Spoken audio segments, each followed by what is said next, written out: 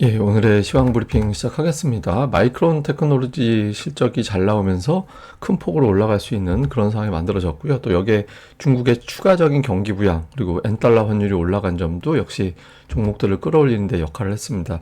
외국인들이 모처럼 대규모 순매수하면서 시장 상승을 주도하는 모습을 보였고, 뭐 반도체, 엔터, 금융, 2차 전지 오늘 뭐 워낙 상승 종목이 많았기 때문에 뭐 특징주로 꼽기는 좀 그렇습니다만 어쨌든 이슈가 나오면서 강하게 올라갔던 종목군들이 대체로 이런 종목들이 시장에서는 좀 특징주로 이제 분류가 된 하루였습니다.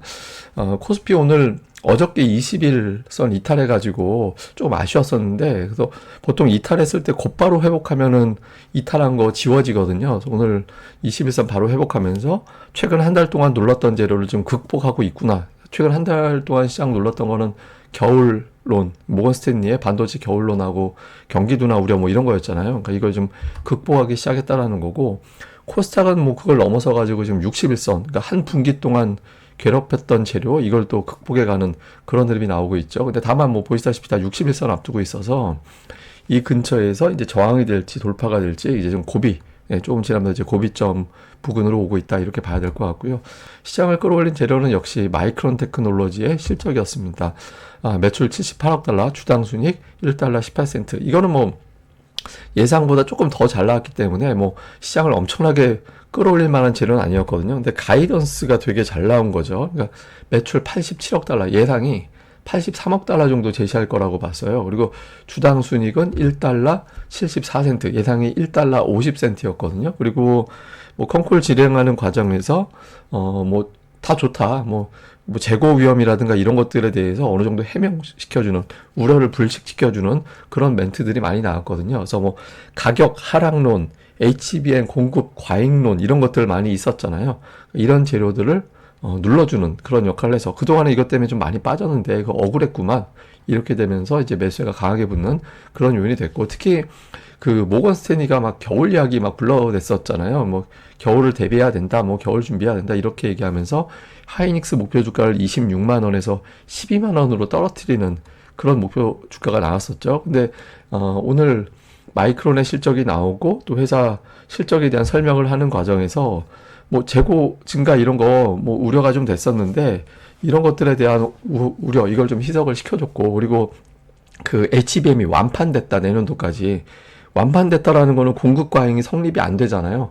다 팔릴 거 대비해서 만드는 거기 때문에 남아도는 게 없다라는 의미가 됐거든요. 그래서 모건 스탠리가 잘못 봤다. 그러니까 이제 뭐 나쁘게 얘기하면 쟤네들이 사기친 거야 또는 잘못 본 거야 이렇게 되면서 그동안에 하락했던 게 너무 억울하네 이러면서 이제 매수가 좀 강하게 들어오는 그런 계기가 됐죠. 근데 이제 반도체만 가지고는 시장이 또 쭉 치고 나가기에는 이제 애매했고, 그 다음에 이제 재료들이 또 더해진 게 있는데, 우선 오늘 잘 보면 엔달러 환율이 계속 올라왔거든요. 이게 한때 140엔 깨지면서 이게 내려가면 내려갈수록 일본 쪽으로 자금이 돌아간다. 그럼 이제 엔캐리 자금이 빠져나간다. 이런 걱정이 되는 거였잖아요. 예, 그런데 엔달러 환율이 올라갔죠. 그래서 일본 금리 인상 한다고 하는데 왜 올라가지? 일본 중앙은행 총재가 금리 인상에 대해서는 좀 신중하게 할 거다.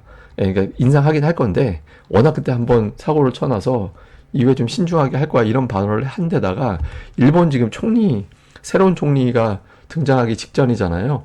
예, 그런데 이 총리들이 대체로 보면 뭐 경기를 막 금리 올려가지고 뭐 경기를 잡고 막 이런 생각을 하지는 않을 거거든요. 초반부터. 그러니까 일본의 어떤 정적인 상황 자체도 엔캐리가 가동이 되는, 그러니까 엔달러 환율이 뚝 떨어지는 그런 상황이 만들어질 것 같지는 않다. 이게 지금 왜 중요하냐면 엔달러 환율이 떨어졌을 때 제일 민감하게 반응한 종목들이 반도체였거든요. 근데 이 부분들이 조금 우려가 신정된 것도 또 상승폭을 키우는 그런 재료로 작동을 했고요. 그리고 이제 중국이 경기부양책 시리즈로 내고 있잖아요. 그래서 뭐 중국에서 오늘 추가로 나온 게 인민은행에서 이제 국영은행에다가 한 1조 위안 정도 공급한다더라.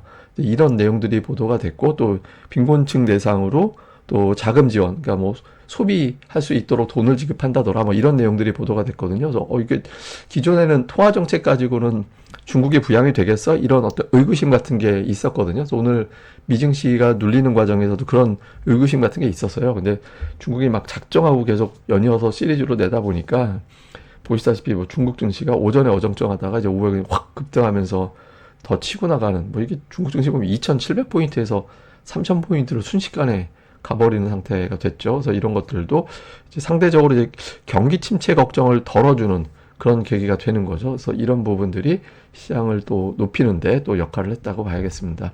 특징으로는 뭐 하이닉스를 안 볼 수가 없죠. 하이닉스 18만 원까지 올라오는 이제 그런 모습을 보였고, 제가 이제 지난번 이 자리가 되게 중요했는데 이 꼬리 달린 자리 이후에 급등이 한번 나와야 된다. 근데 그 이후에 이제 급등하는 모습이 나왔었잖아요. 그래서 어쨌든 하이닉스는 이제 강하게 올랐는데 이제 19만 원 언저리가 저항대라 이 근처에서 또 어떻게 될지 봐야 될 것 같고요. 그 다음에 하이닉스를 잘 봐야 되는 게 이게 마이크론하고 워낙 비슷하게 가잖아요. 예, 이게 연두색이 하이닉스고 이 갈색 브라운색으로 보고 계신 게 마이크론인데 거의 같죠. 근데 반면에 이제 삼성전자는 그거보다는 조금 둔하게 움직이는 경향이 있거든요. 그래서 마이크론 테크놀로지가 시간에서 워낙 급등하다 보니까 하이닉스가 또 비슷하게 좀 올라가는 그런 모습을 보였고, 삼성전자는 이제 최근에 조금 따로 움직이긴 했는데 그래도 워낙 반도체에 대한 걱정을 좀 덜어내 주다 보니까 삼성전자도 같이 올라가는 모습을 보였습니다. 이건 따로 제가 설명을 드릴 거고요. 그다음에 LG 디스플레이도 오늘 8% 가까이 올라갔는데 뭐 뉴스 나온 게 미국에서, 그러니까 중국의 디스플레이를 제재한다더라 이런 내용이 나와서 우리나라 관련된 기업들이 또 수혜되지 않을까 이런 분석들이 나온 게 주가 상승에 영향을 줬고, 또 오늘 밸류업 관련된 종목군들 뭐 금융주가 또 올라갔거든요. 금융주 올라가는 과정에서 메리츠 금융이 자사주 5천억 매수한다고 취득한다고 이런 보도가 나오면서, 이게 사실 밸류업 지수 때문에 올라간 건 아니고 이게 맞아, 금융사들이 저렇게 주가를 올리기 위한 어떤 정책들을 한다고 했지 이런 게 이제 상기가 되면서 금융주들이 강세를 보이는 이제 그런 모습을 보였습니다.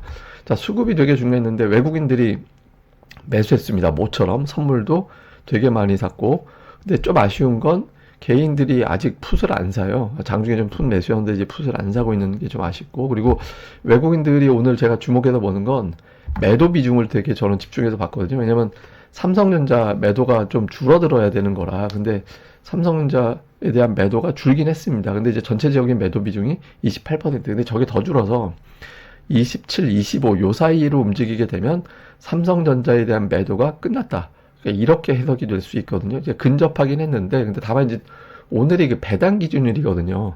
분기 배당 기준일이라서 또 오늘 위클리 만기도 있고 해가지고 그것도 영향을 좀 일부 줬을 수도 있거든요. 그래서 내일장 이후에 이 매도 비중이 줄어들면 정말 삼성전자에 대한 매도 압박은 정점을 지나갔구나 이렇게 해석이 되는 거죠. 그래서 어쨌든 좀 줄어들었고 그런 가운데 매수를 되게 늘려서 대규모로 잡혔습니다. 그래서 종목 보니까 삼성전자 우선주 포함해서 3천억 팔았고 하이닉스를 거의 5천억 원 가까이 샀거든요.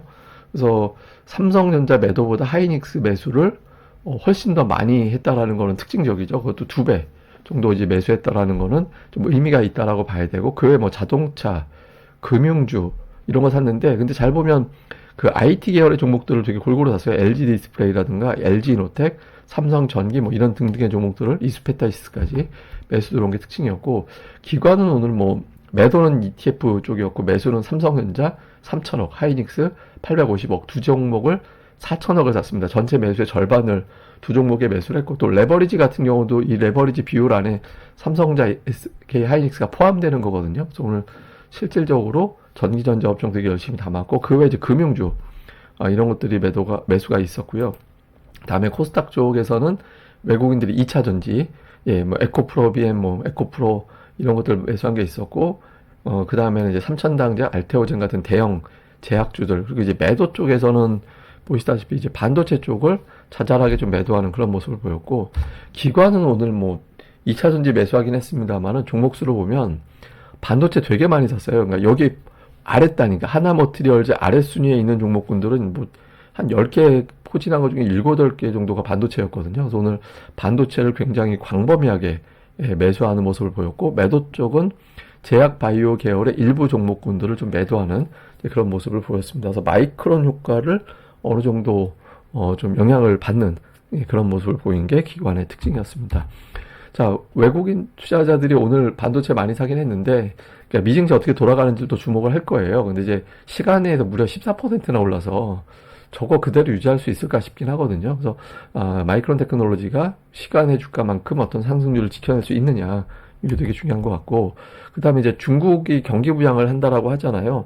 그 원자재도 변수가 될 수 있거든요. 그러니까 원자재 가격을 끌어올리느냐. 왜냐면 이게 또 관련된 종목군들이 많이 있잖아요. 뭐 구리, 다음에 뭐 석유화학 등등의 종목군들까지 움직임이 나올 수 있어서 그걸 또 실어 나르는 산업, 조선, 해운 이런 것들에 광범위한 영향을 줄 수 있는 재료가 되거든요. 그래서 좀 볼 필요가 있고 그 다음에 이제 오늘까지가 3분기 배당 기준일이었고 제가 이제 계속 말씀드린 게 26일이 되게 중요하다고. 그래서 26일 전후에서 어떤 변화가 생기는지 되게 중요하다라고 말씀을 드렸잖아요. 그래서 4분기가 이제 시작되는 결제일 기준으로 바뀌게 된 거였거든요. 그래서 좀 요 흐름에서 수급의 변화가 생기는지, 그리고 이제 코스닥 같은 경우는 오늘 되게 독특했던 게 2차 전지와 반도체가 공존을 했거든요. 되게 중요한 거죠. 왜냐면 두 종목의 시총이 워낙 큰 종목들이라 이게 이제 공존한다라는 거는 쉽지 않고, 물론 이제 제약이 좀 덜 갔으니까 그렇게 된 측면이 있는데, 어쨌든 이 두 종목군들이 코스닥의 어떤 주도주로 부각이 되는지, 이제 알테오젠이 그동안에 시장을 리드를 했는데 주도권이 이쪽으로 완전히 넘어가게 되는 건지, 요걸 좀 집중적으로 봐야 될 것 같습니다. 예, 그리고 이거는 제가 여러분들한테 뭐 계속 삼성전자 선긋기 하면서 되게 중요하다. 그래서 특히 달러, 그러니까 삼성전자 같은 종목은 달러 차트를 꼭 같이 봐야 돼요. 그래서 이게 지금 여러분들 보시는 차트가 삼성전자가 48달러 56센트로 찍히잖아요. 이게 달러 차트로 봐서 그런 거거든요. 근데 제가 계속 그려드린 게 추세선 하단. 예, 이 추세선 하단에서, 그러니까 2001년, IT 버블 2000년대 초반, 그 다음에 2008년 금융위기, 2022년 그 반도체 업황 꺾였을 때, 그러니까 그때 저점 찍었던 추세선까지 지금 밀려와 있는 상태이기 때문에 여기서 튕겨 올라가야 된다. 이게 이탈하면 전혀 다른 양상으로 바뀌는 거라 삼성전자 내부에 몸 문제가 생기는 걸로 볼 수밖에 없었거든요. 근데 다행히 이제 그 근처까지 정확하게 찍지는 않았습니다. 그러니까 조금 여유 있는 자리에서 올라간 거긴 한데, 다행히 이제 그 위치 위협하지 않고 중요한 자리에서 올린 거 하나, 다음에 또 하나는 제가 9월 10일 전후에서 제가 올려드린 차트인데, 그때 당시에 제가 삼성전자가 2019년 이후에 어떤 조정 사이클이 있으면 피크 대비 30% 전후에서 저점이 나오는 경향이 있다라고 말씀을 드렸었잖아요. 근데 지금 보면 이번 조정 폭이 30%였거든요. 여기서 만약에 깨고 내려가면 역시 얘네 뭔지 딴 게 있구나, 이렇게 되면서 저점을 예측하기 굉장히 어려운 상황으로 갈 수 있었거든요. 근데 다행히 이제 이 자리에서 튕겨 올라가서 한숨 돌리는, 예, 그런 결과가 된 거죠. 가끔가다 이렇게 보면 좀 특정한 어떤 최악의 경우에서 설정해놨던 저점이 깨면 전혀 이상해지는 경우가 생길 수 있었는데, 이제 다행히 사실 중요한 지선이 이미 깨진 상태예요. 엄밀하게 보면 삼성전자는 72,000원이 되게 중요했어요. 근데 이제 그게 깨져버린 단계에서 그 다음에 마지노선 같은 데서는 이제 돌렸다라는 점에서 일단 좀 다행스러웠다, 이제 이렇게 보면 될 것 같습니다. 예, 어쨌든 뭐 추가적인 사안은 제가 또 다음 방송에서 내용을 또 정리해서 드리도록 하겠습니다. 예, 하루 또 잘 보내시고요. 저는 다음에 뵙겠습니다. 이 방송 구독하기와 좋아요 꼭 부탁드립니다. 감사합니다.